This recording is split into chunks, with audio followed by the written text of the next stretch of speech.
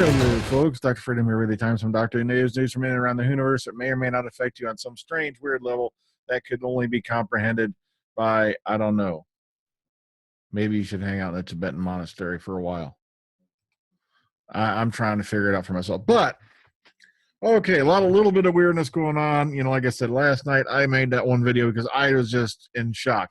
I was originally going to do this one, and then I saw that, and I was like, I got to say something about this. And I left the guy's name and all that all because it's obviously somebody who's, you know, lonely, dejected, probably masturbates daily and gets no attention from anything other than his pet Smurf. I don't know, or whatever they use these days for, you know what. But okay. So let's get into the news. Let's move on beyond that. Let's get to the nitty gritty. Oy vey. I'm sorry. It's just, I can't stand folks that are like that.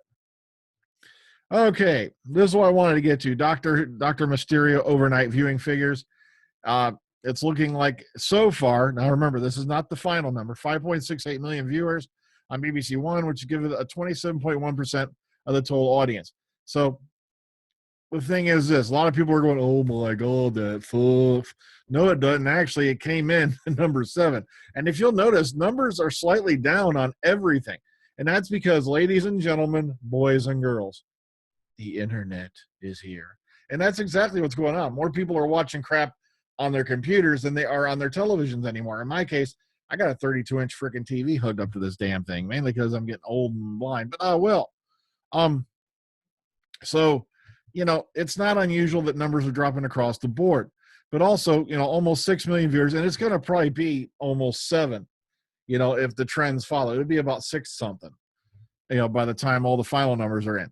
And right here, boom, that's number 7 on the day, which ain't bad given the competition. Strictly Come Butt-Licking Christmas Special, The Great Christmas Screw Off, you know, Mrs. Brown's Boys. I ain't going to make fun of the rest of them because I don't watch them. Coronation Street, Call the Midwife, EastEnders, whatnot. Those are typical, you know, A-listers. So given the fact that it was up against those, came in number 7, that puts it in the top 10 for the day. And that's before the final numbers are in, all right? So don't go, oh my God, the show's going to get canceled. Oh, or blame it on Peter Capaldi. Oh, like a lot of morons are doing. All right, moving on. Appreciation Index 82. That's the same as last year's Husband's a River Song. So highest score of the evening once more went to Call the Midwife, which ran in at 88. So 82, not bad. The press reaction was overall good. Matter of fact, yeah, like that, the Guardian appreciated the move away from the traditional, overly Christmas type episode. Hell yeah. That's one thing I appreciated. Yeah, Christmas gets mentioned, and part of it takes place on Christmas, but the whole thing isn't jingle bells, let's make a fake Santa, and we'll call it Dream Crabs. Oh my God, Dream Crabs sounds like something you can catch from a dream hooker.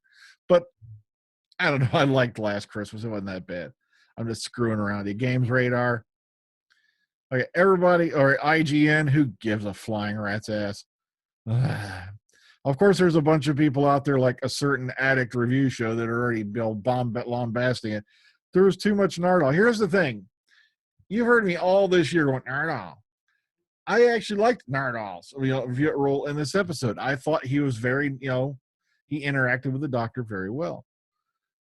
Okay, Penguins have launched a new competition which gives fans a chance to have their artwork featured in a new Doctor Who book.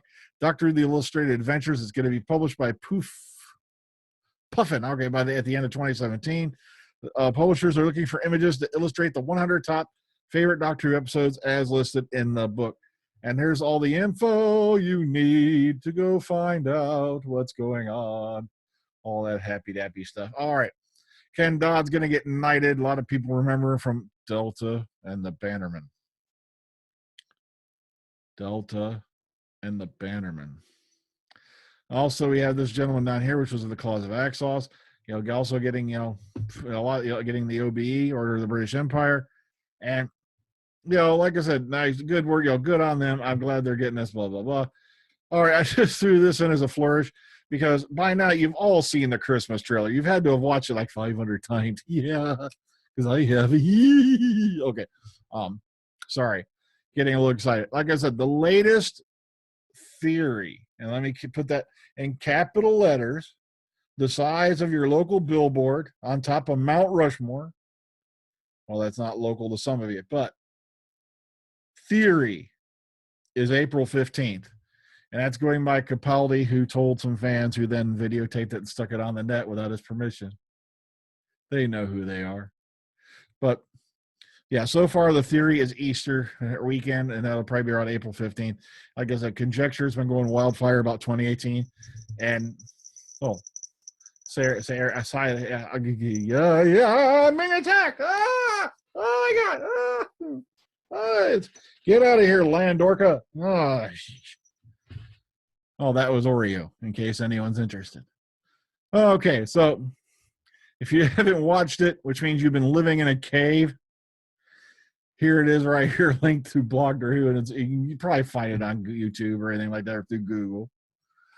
Okay, happy birthdays to Bernard Cribbins and Julian Bleach on the 29th.